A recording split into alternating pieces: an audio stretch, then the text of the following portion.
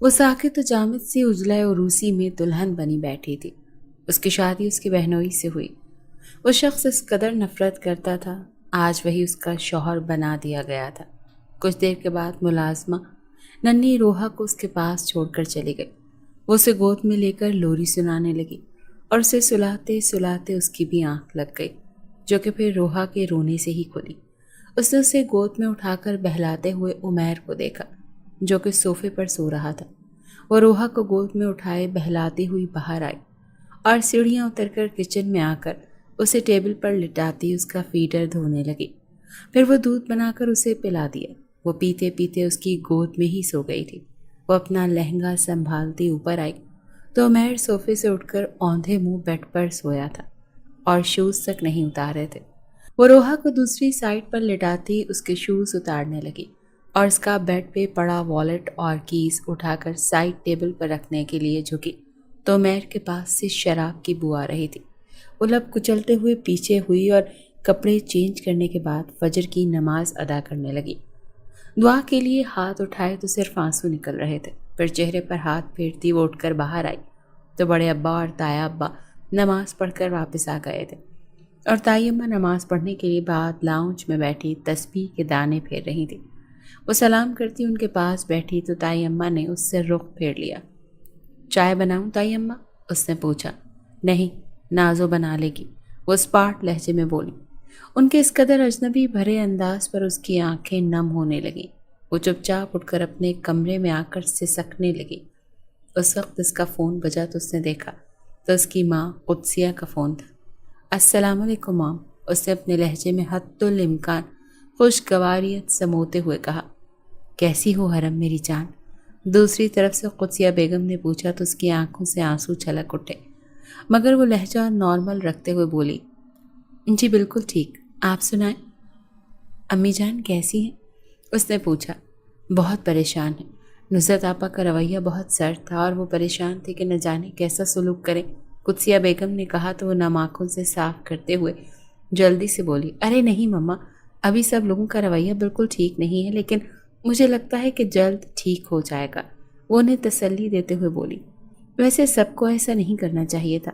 میں مانتی ہوں کہ عمیر کے ساتھ بہت غلط ہوا ہے، لیکن اس میں تمہارا اور ہمارا تو کوئی قصور نہیں تھا نا، جس کی سزا ہمیں دی جا رہی ہے۔ قدسیہ بیگم بھرائے ہوئے لہجے میں بولی، جانتی ہوں قصور ہمارا نہیں تھا، لیکن ہماری طرف سے تو تھا نا مما، پھر وہ چاہے کسی نے بھی کیا ہو، سزا سب کو ہی ملتی ہے۔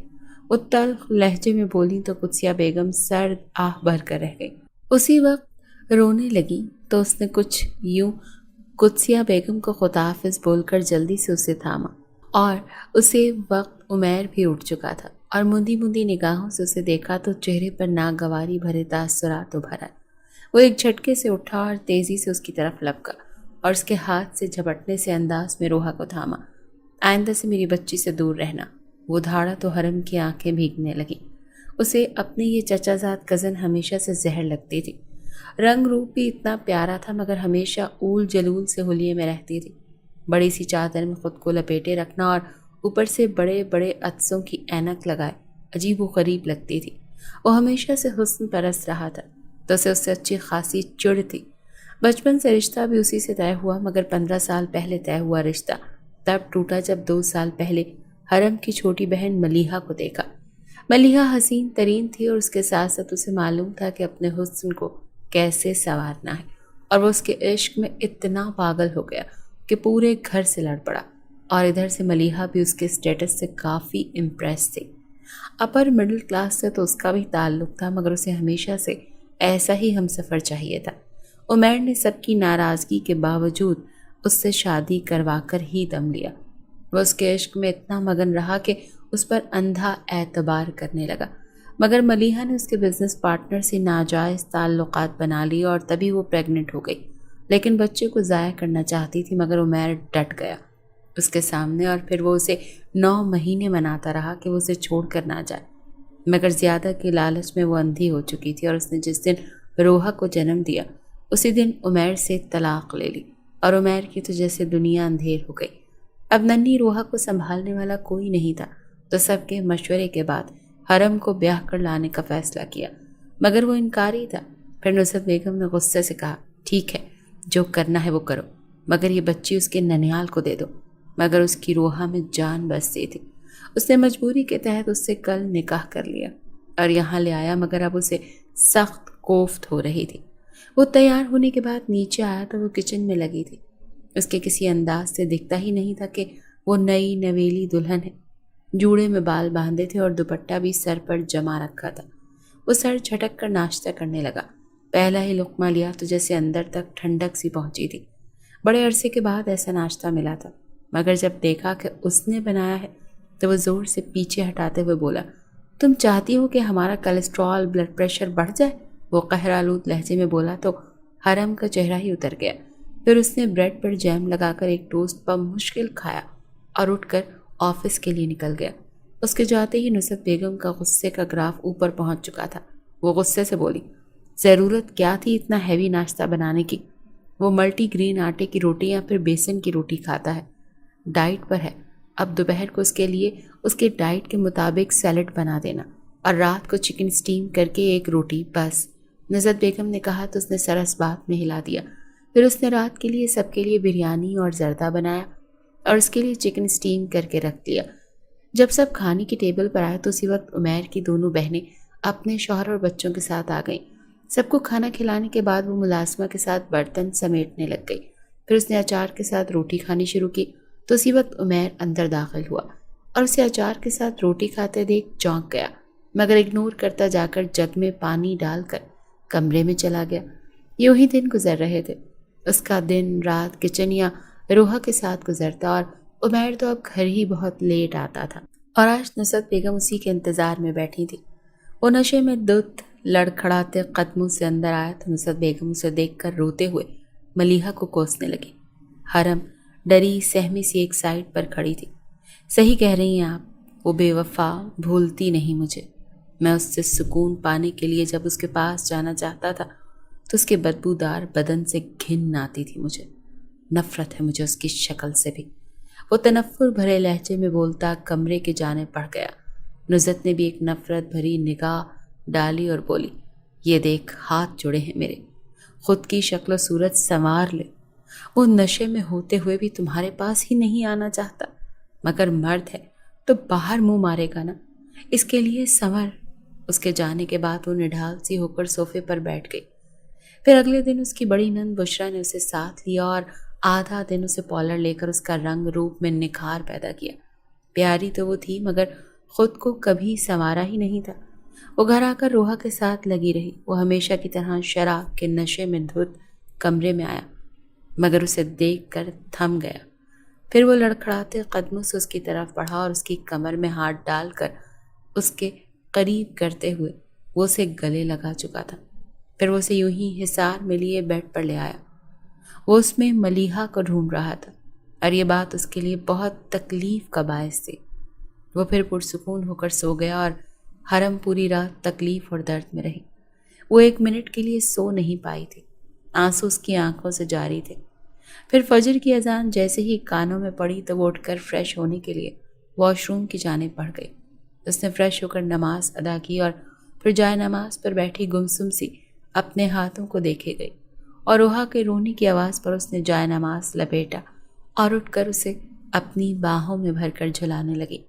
फिर उसे ऐसे ही बाहर लेकर आई और दूध बनाने के बाद वहाँ लाउंज में बैठकर उसे दूध पिलाने लगी। कुछ देर के बाद बड़े अब्बा और ताया अब्बा घर आए तो उसने उन्हें सलाम किया। बड़े अब्बा ताया अब्बा ने उसके सर पर प्यार देते हुए दुआओं से नवाजा तो दिल को जैसे सुकून सा पहुंचा। चाय बनाऊं आप दोनों के लिए? जी बेटा बना लो और मेरे कमरे में पहुंचा दीजिएगा, बड़े अब्बा ने शफकत भरे अंदाज में कहा और ताया अब्बा ने भी अपने कमरे में चाय लेकर आने का कहा तो वो जल्दी से जाकर चाय बनाकर उन्हें पहुंचाकर वापस आई तो उमैर अपना सर हाथों में गिराए बैठा था। वो जैसे ही रोहा को लिटाकर मुड़ी तो वो तीर की मानंद उसकी तरफ बढ़ा और खींच कर दीवार से लगाते हुए बोला, तुम्हारी हिम्मत भी कैसे हुई थी रात को मेरे करीब आने की? कौन सी तुम्हारे अंदर आग लगी थी जिसको बुझाना चाहती थी तुम? आइंदा से तुमने ऐसी कोई हरकत की तो ये बात याद रखना, मैं तुम्हें जान से मार डालूंगा। वो उसके जबड़े दबोचे चबा चबा कर बोला। कैसे डाल सकते हैं आप सारा इल्ज़ाम मुझ पर?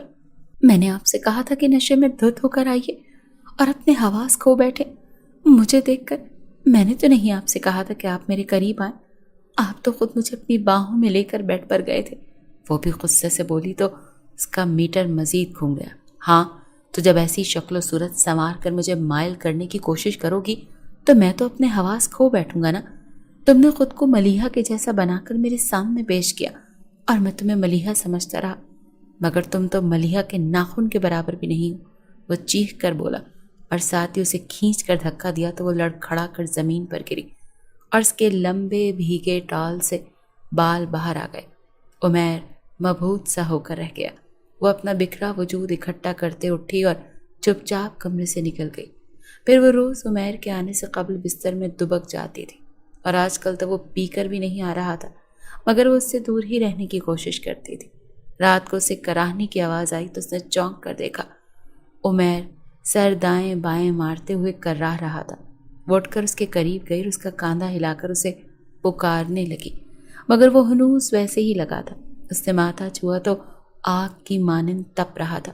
फिर वो जल्दी से उठकर बाहर गई और बाउल में ठंडा पानी लेकर आई और फिर मलमल के कपड़े को भिगो भिगो कर उसके माथे पर रखने लगी। कुछ देर में वो थोड़ा सा पुरसुकून हो चुका था और उसने अपनी आंखें खोलकर देखा तो उसकी आंखें भी सुर्ख अंगारा हुई थी। उमैर उठकर मेडिसिन ले लीजिए, उसने कहा और फिर मेडिसिन बॉक्स से मेडिसिन निकाल कर थमाई। उसने चुपचाप मेडिसिन ली और लेट गया।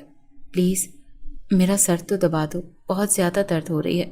कुछ देर के बाद वो बोला तो अपनी उसके पास बैठकर सर दबाने लगी। उमैर को शायद कुछ सुकून ना हुआ तो वो उठकर उसकी गोद में सर रख गया। वो अपनी मुंतशिर होती धड़कनों पर काबू पाते हुए उसका सर दबाने लगी। वो कब से उसकी पट्टियां कर रही थी, जिसकी वजह से उसके हाथ काफ़ी ज़्यादा ठंडे थे, तो उमैर को उसके हाथों से काफ़ी राहत महसूस हुई। कुछ ही देर में वो पुरसुकून होकर सो चुका था और हरम ने यूं ही बैठकर ग्राउंड से टेक लगाए अपनी आंखें मूंद ली और कुछ ही देर में नींद की शिद्दत से उसकी आंख लग गई। उमैर को प्यास की शिद्दत महसूस हुई तो उसने जैसे ही आंख खोली तो वो हरम की गोद में सर रखे हुए था। वो रात भर यूं ही उसके साथ लगी रही। ये बात सोचकर वो हैरान हुआ, मगर फिर सर झटक कर वो उसकी गोद से उठा और चुपचाप जाकर टेबल पर पड़े पानी के जग से पानी उंडेल कर पीते उसे देखने लगा, जो कि बैकग्राउंड से टेक लगाए सो रही थी। वैसे इतनी भी बुरी नहीं है इसकी शक्ल जितनी मैं सोचता था। खुद को संवार कर जब रखती है तो अच्छी खासी लगती है। और इसके बाल तो इतने खूबसूरत हैं, मुझे तो पता ही नहीं था। मैं मलीहा से कितना कहा करता था कि प्लीज़ बाल लंबे रखो, मुझे लंबे बाल पसंद हैं। उसने कभी नहीं रखे थे, मगर इसके तो इतने लंबे बाल हैं। वो उसकी मोटी चुटिया जो नागिन की तरह एक तरफ लटक की लहरा रही थी, उसको देखते हुए सोचे जा रहा था। फिर सर झटक कर वो वॉशरूम की जाने पड़ा और जब बाहर आया तो वो जाग चुकी थी। कैसी तबीयत है अब आपकी उमैर? उसने अपने मखसूस धीमे से अंदाज में पूछा। उमैर ने काटदार निगाह उस पर डालते हुए कहा, तुम्हें मुझसे कोई लेना देना नहीं होना चाहिए था, और हाँ, अगर मैं तड़प रहा था ना तो तड़पने रहने देती, तुम्हारे एहसान की मुझे ज़रूरत नहीं थी। उसके कठोर अंदाज पर वो चुप सी हो गई और फिर बिना कुछ बोले वॉशरूम की जाने बढ़ने लगी। तो उमैर ने उसके बाजुओं से खींचते हुए उसे वार्डरोब से लगाते हुए कहा, तुम मुझसे बात क्यों नहीं कर रही हो? मुझे ऐसी मगरूर लड़कियां बिल्कुल भी पसंद नहीं। वो गुस्से से बोला, मैंने गुरूर नहीं किया, और दरअसल आपको मगरूर लड़कियां ही पसंद हैं जो आपके साथ नाज नखरे करें, जैसे कि मलीहा उठवाती थी। आप तो उसकी हर जिद को पूरा करते थे ना। मैं तो ऐसा कुछ भी नहीं करती ना, फिर भी मैं मगरूर बोले जा रहे हैं। आप पहले चाहते थे कि मैं आपके करीब ना हूँ, मैं दूर रहने लगी। आपने कहा मैं आपके आगे ज़बान दराजी न करूँ, मैं चुप रहने लगी। दरअसल आपको इन चीज़ों से प्रॉब्लम नहीं है, आपको दरअसल मुझसे, मेरे वजूद से प्रॉब्लम है। जब आप घिन खाएंगे मुझसे तो कैसे मेरी कोई भी बात आपको अच्छी लगेगी? चले, मोहब्बत न कीजिए मगर एहतराम तो कर लिया करें। उसका लहजा भीग गया और ब्राउन आंखें लबालब आंसुओं से भर गईं। उमैर निगाहें चुराता उसे छोड़ता पीछे हो गया। वो सोने के लिए लेटा तो उसका भीगा लहजा उसे मुस्तरब कर गया। फिर वो दिन भर ऑफिस जाकर भी मुस्तरब ही रहा। दोपहर को उसकी तबीयत कुछ ख़राब सी महसूस हो रही थी। تو وہ دوپہر میں ہی آفس سے گھر واپس آ گیا۔ وہ کمرے میں داخل ہوا تو آگے اسے دیکھ کر ٹھٹک گیا۔ وہ بات گاؤن میں ملبوس تھی اور بال پشت پر بکھرے تھے۔ وہ دھیرے سے چلتا پاس آیا تو اسے دیکھتے گھبرا کر جلدی سے وارڈروب کی طرف بڑھنے لگی کہ کارپٹ میں پاؤں اٹکا اور وہ عمیر سے ٹکرائی اور عمیر اسے لیتا پیٹھ کے بل زمین پر گرا اور اس کے اوپر تھی۔ وہ ہڑبڑا کر اٹھنے لگی تو عمیر ایک ہاتھ اس کی کمر کے گرد لپیٹا اور دوسرا سر کے نیچے رکھتے اسے پہلو میں گرایا اور اس کے لبوں سے اپنی تشنگی مٹانے لگا۔ من بھرا تو وہ آہستہ سے اسے چھوڑتے چت لیٹ کر گردن گھما کر اسے دیکھنے لگا جسے پانے کے لیے من مچل رہا تھا۔ وہ اٹھ کر جلدی سے وارڈروب سے کپڑے نکالنے لگی۔ عمیر اٹھ کر اس کے قریب آیا اور اسے ایک جھٹکے سے باہوں میں بھر کر بیڈ پر لے گیا۔ وہ جیسے ہی جھکا تو وہ اسے پیچھے دھکیلنے لگی مگر وہ اس کے حواسوں پر سوار ہو چکی تھی۔ اسے قابو میں کرتا اس پر شدتیں برسانے لگا۔ جب پرسکون ہوا تو اس کے پہلو میں لیٹ کر اسے دیکھنے لگا جو کہ رو رہی تھی۔ حرم لک ایٹ می، وہ اسے کھینچ کر خود کے قریب کرتے ہوئے بولا تو اس کے سینے میں سر چھپائے رونے لگی۔ اس دن تو اپنے ہوش و حواس میں نہیں تھا تو تمہیں چھوا تو ملیحہ سمجھ کر، مگر آج تمہیں حرم سمجھ کر چھوا ہے۔ تم بہت خوبصورت ہو حرم، وہ اس کے کان کی لو کو لبوں سے چھوتے ہوئے بولا تو اس کی سسکیوں میں کمی ہو گئی۔ پھر وہ اس کی باہوں میں سے نکلنے لگی تو عمیر نے اسے دوبارہ اپنے حصار میں مقید کرتے ہوئے کہا، مجھے اس طرح بہت راحت مل رہی ہے تو میری یہ راحت مت چھینو۔ وہ نرم سے لہجے میں بولا تو حرم چپ چاپ لیٹ گئی۔ کچھ دیر میں وہ سو چکا تھا اور جب اٹھا تو حرم پاس نہیں تھی۔ وہ فریش ہونے کے بعد نیچے آئی تو اس کی دونوں بہنیں بشریٰ اور انم باہر آئی تھیں۔ وہ سلام کرتا حرم کو ڈھونڈتا کچن میں آیا تو وہ سب بچوں کے لیے بیٹھی تھی اور ان سے باتیں کرتے انہیں ساتھ ساتھ کھلا بھی رہی تھی۔ یہ سب کرنے کی کیا ضرورت ہے تمہیں؟ ملازمہ کس لیے رکھی ہے؟ وہ جھنجھلا کر بولا۔ مجھے اچھا لگتا ہے یہ سب کرنا، سو کرتی ہوں، وہ آہستہ سے بولی، مگر مجھے پسند نہیں یہ سب کام۔ پھر بعد میں تم سے یہ عجیب سی اسمیل آتی ہے یار، ناگواری بھرے انداز سے بولا۔ اگر ہر مرد آپ کی طرح سوچنے لگا تو پھر کچن میں کام کون کرے گا؟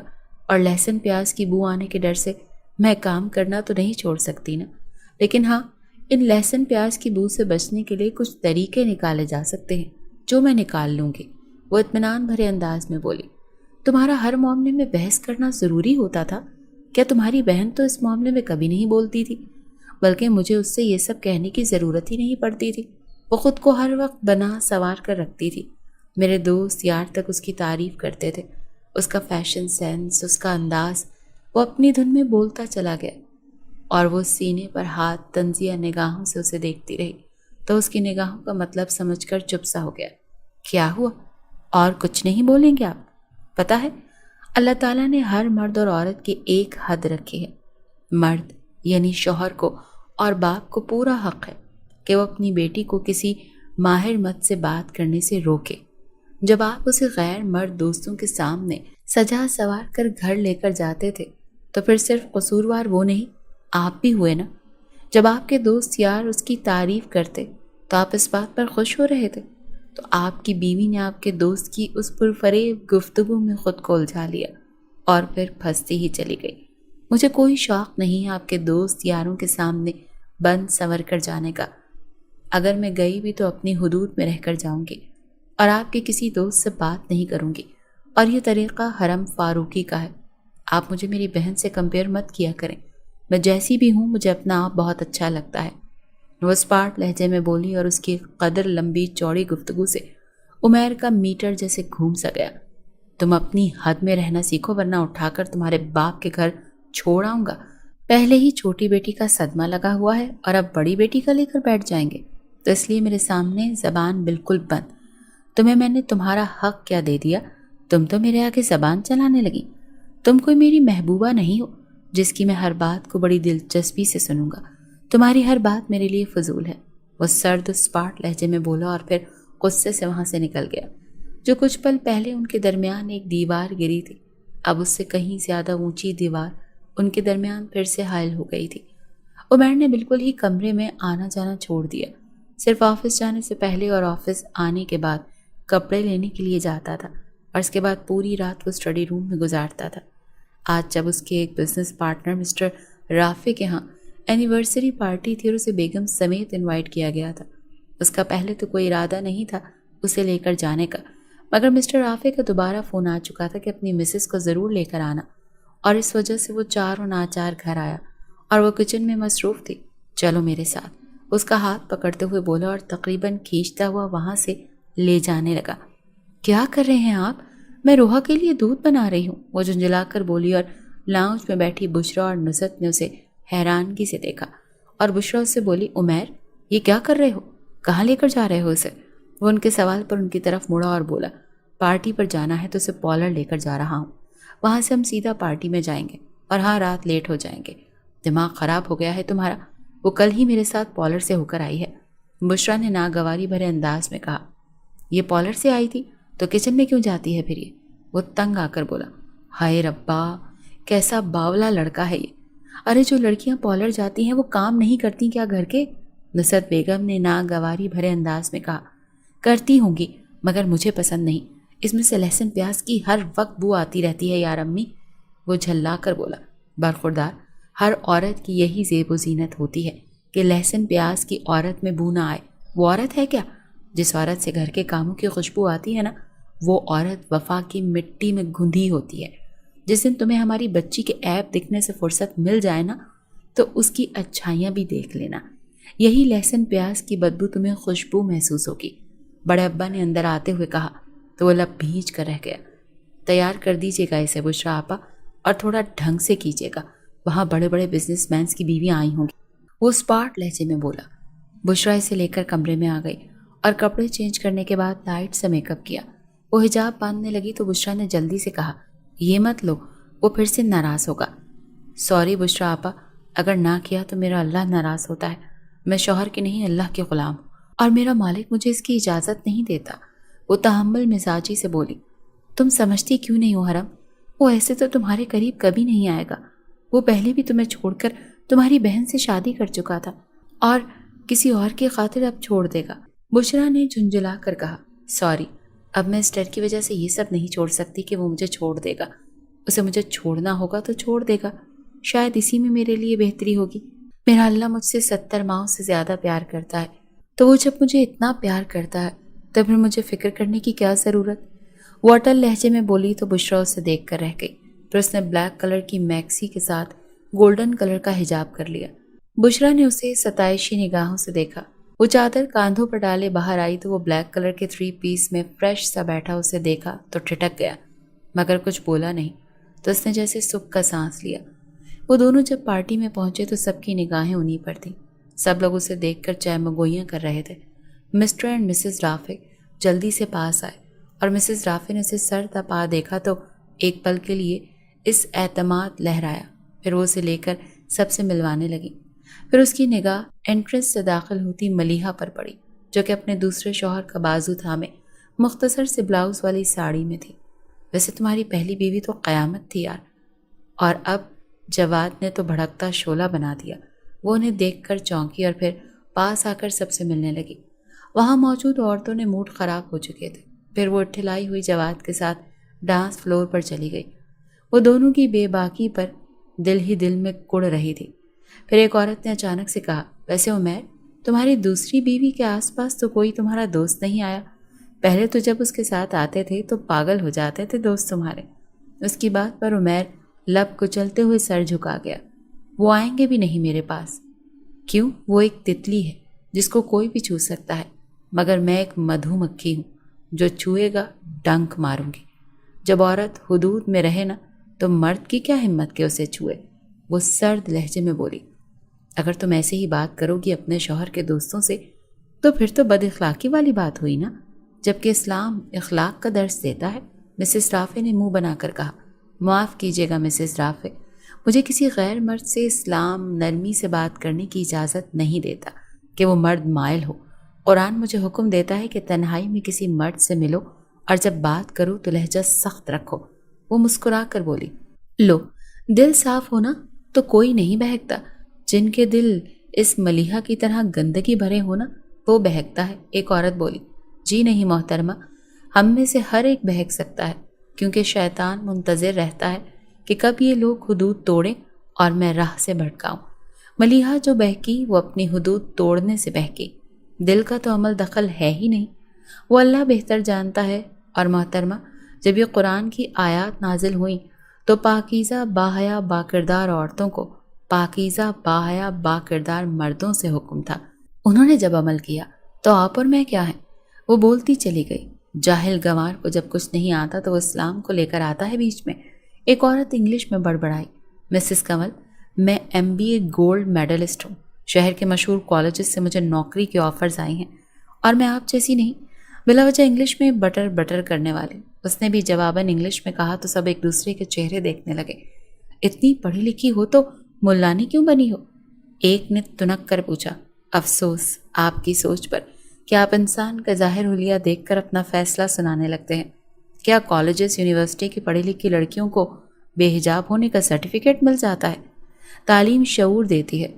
जिनके अंदर तालीम के बावजूद हया नहीं, उनकी तालीम का कोई फ़ायदा नहीं। वो तल्ख लहजे में बोली। कमाल है, आप सब बहस किससे कर रहे हैं? ये मेरी बहन है और देखिए इतनी बाहया बाकिरदार है कि मेरे छोड़े हुए शौहर से शादी कर बैठी। और जानते हैं, इसकी तो पहले ही मेरे शौहर पर नज़र थी। मोहब्बत करती थी मगर उमैर ने मुझे चुना। बेचारी को रोग ही लग गया था। मलिहा ने कहा तो वो औरतें जो कुछ देर पहले उसके खिलाफ थी अब मलिहा के साथ मिलकर उसका मजाक बना रही थी। वैसे लगता है उमैर की तो अब भी ज़बरदस्ती शादी की गई है। मलिहा हंसते हुए बोली। उमैर उठकर उसके पास आया और उसका हाथ थामते हुए मलिहा से बोला, तुम्हें किसने कहा कि मेरी शादी ज़बरदस्ती हुई है? मैंने पूरी रजामंदी से ये शादी की है ताकि मेरी बेटी तुम जैसी बदकिरदार और बेहया ना हो, बल्कि मेरी बीवी हरम जैसी बाकिरदार और बावफा हो। पता है आप सबको, मेरी बीवी इतनी पढ़ी लिखी होने के बावजूद नौकरी नहीं करना चाहती। ये बात नहीं है कि हम में से किसी ने मना किया है, वो खुद ही नहीं करना चाहती क्योंकि वो कहती है कि तालीम शऊर देती है, मगर मजबूरी है तो हिजाब करे, शौहर के शाना बशाना भी चले। लेकिन अगर ज़रूरत नहीं है तो फिर घर गृहस्थी को संभाले। और मेरी बीवी यही करती है, पूरे घर वालों का खाना बनाती है। उसे इसमें खुशी महसूस होती है। इससे अक्सर लहसुन प्याज की बू आती है, मगर आज मुझे वो बू खुशबू लग रही है, आप जैसे लोग ताफुन ज़दा सोच की वजह से। मेरी बीवी वफा के आटे से गुंदी नाजुक सी जान है और मैं बहुत खुश हूँ इससे। उमैर ने कहा तो सब चुप हो गई। फिर वो उसका हाथ थामे बाहर आया और उसे गाड़ी में बिठाता जन से गाड़ी उड़ा रहा था। गाड़ी जब राना हाउस के बजाय फारूकी मंजिल के सामने रुकी तो उसने बेयकीनी से उसे देखा। गेट आउट, वो दांत पर दांत जमाए बोला। अब मैंने क्या कर दिया है जिसकी मुझे ये सज़ा दे रहे हैं आप? वो उसकी हरकत पर तड़प कर बोली। इतनी अनजान क्यों बन रही हो? तुम्हें नहीं मालूम तुमने वहाँ क्या किया है? तुमने एक घटिया तरीन काम किया है। तुम अगर वहाँ गई थी तो एक साइड पर बैठी रहती। क्या ज़रूरत थी उन सब औरतों से बहस करने की? मगर तुम्हारी तो बुरी आदत है ना बहस करना। सिर्फ एक तुम ही हो दुनिया में नेक, बाकी सब तो बदबख्त और बेहया लोग हैं। वो तनफ्फुर भरे लहजे में बोला।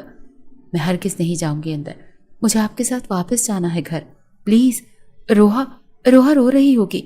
मैं आपसे माफ़ी मांगती हूँ, मैं आइंदा से कोई बहस नहीं करूँगी। प्लीज़ मुझे यहाँ मत छोड़ कर जाइए। वो हाथ जोड़ते हुए तड़प कर बोली, मगर उमैर का गुस्सा मलिहा को खुशबाश देख कर था, मगर निकला फिर से हरम पर था। वो आगे झुककर उसकी तरफ का दरवाज़ा खोल कर धाड़ा। दफ़ा हो जाओ। वो कांपते वजूद से गाड़ी से उतरी तो वो गाड़ी रिवर्स करता वहाँ से निकलता चला गया। वो कितनी देर दरवाज़ा खटखटाती रही मगर दरवाज़ा खुला ही नहीं। वो बमुश्किल अपना वजूद घसीटते सामने बने पार्क में आ गई। पूरी रात बेंच पर बैठी तड़पती रही। सुबह हुई तो वहाँ चहल पहल हो रही थी। वो नल से चेहरा धोकर बमुश्किल अपने वजूद को घसीटती जा रही थी। वो पार्क के दरवाजे पर थी जब फारूकी मंजिल के सामने 2 एम्बुलेंस आकर खड़ी हुई। वो लरसते दिल से आगे हुई। अरे रात बेचारों का एक्सीडेंट हुआ, इकट्ठे चल बसे। एक औरत बोली तो उसे अपनी सांसें रुकती हुई महसूस हुई। उसी वक्त निगाह गाड़ी से निकलते उमैर और ताया जी पर पड़ी जो कि रो रहे थे। वो तीरी होकर ज़मीन पर गिरी। उमैर उसे गुस्से से छोड़कर जब वापस आया था तो नुसरत बेगम रो रही थी। उमैर, हाय तुम्हारे चचा चाची, वो सीना पीटते हुए बोली। क्या हुआ? उसने लरसते दिल से पूछा। वो शादी से वापस आ रहे थे कि एक्सीडेंट हो गया। दोनों हॉस्पिटल में हैं, बहुत नाजुक हालत है। वो अफरा तफरी में जब हॉस्पिटल पहुंचा तो चाची का इंतकाल हो चुका था और चाचा जी की हालत नाजुक थी। वो गुमसुम सा हो गया। उसे ये तक भूल गया कि हरम को वो उनके दरवाजे पर छोड़कर आया है। फिर वो चाचा चाची को लिए पूरी रात भाग दौड़ करता रहा, मगर सुबह फजर के बाद उन्होंने अपनी आखिरी सांसें ली। वो बमुश्किल सारी फॉर्मेलिटी पूरी करके उनकी मैयतों को घर लाए और उस निगाह हरम पे पड़ी जो कि फटी फटी निगाहों से देख रही थी। उसकी तरफ लपका ही था कि वो तीवरी होकर ज़मीन पर गिरती चली गई।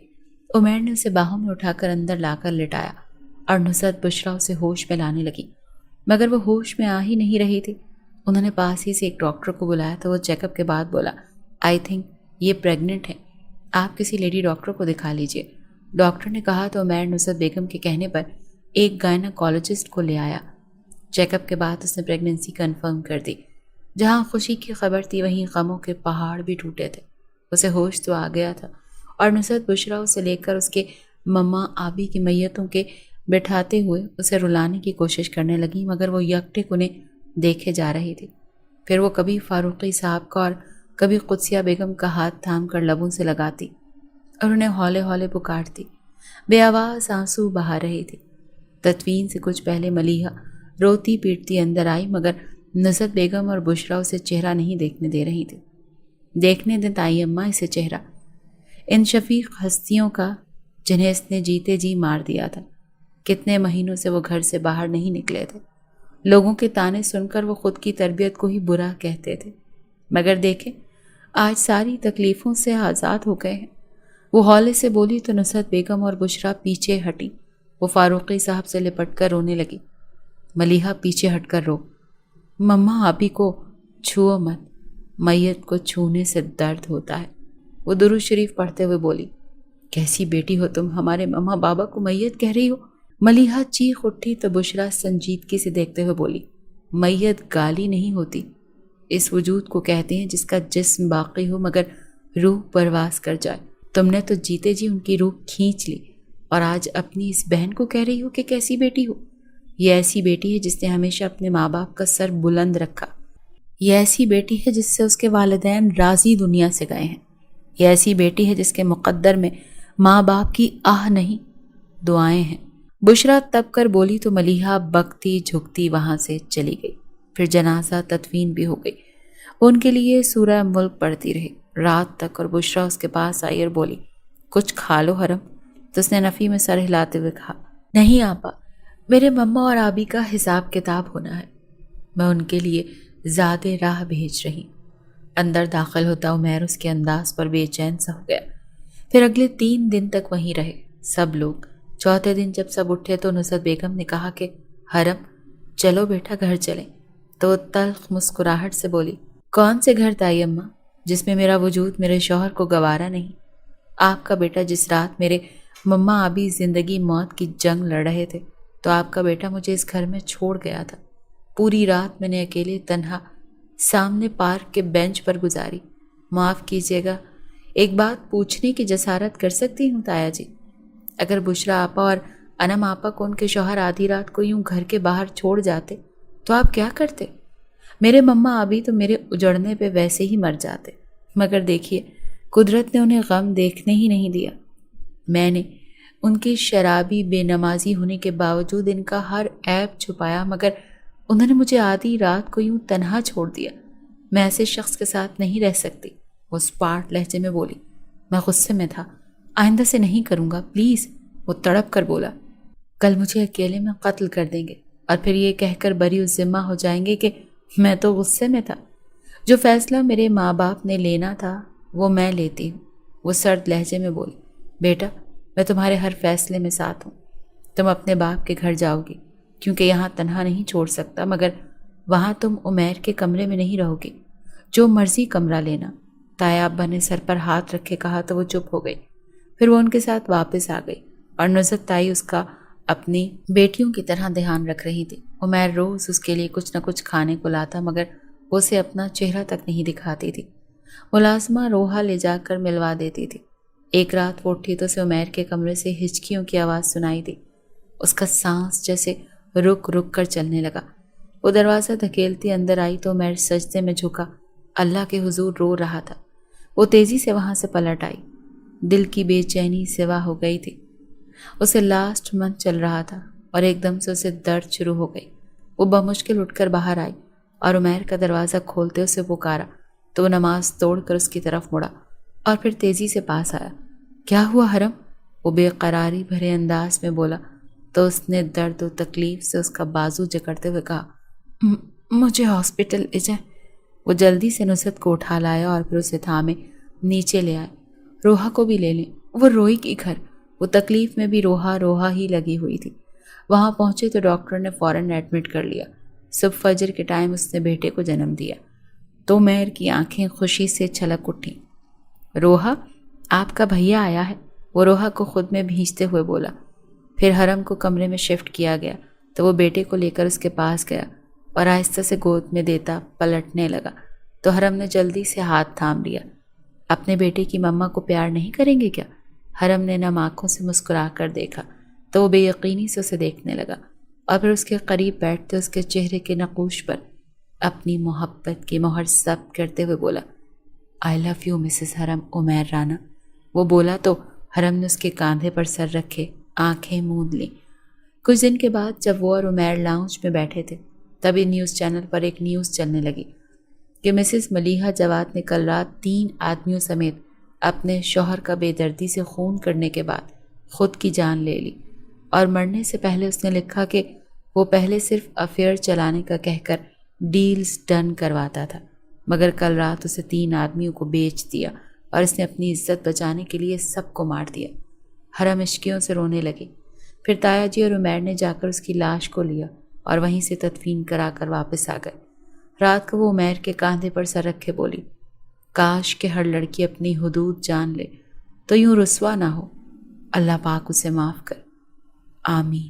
عمیر نے کہتے ہوئے اس کے سر پر ٹھوڑی ٹکائے آنکھیں موند لیں۔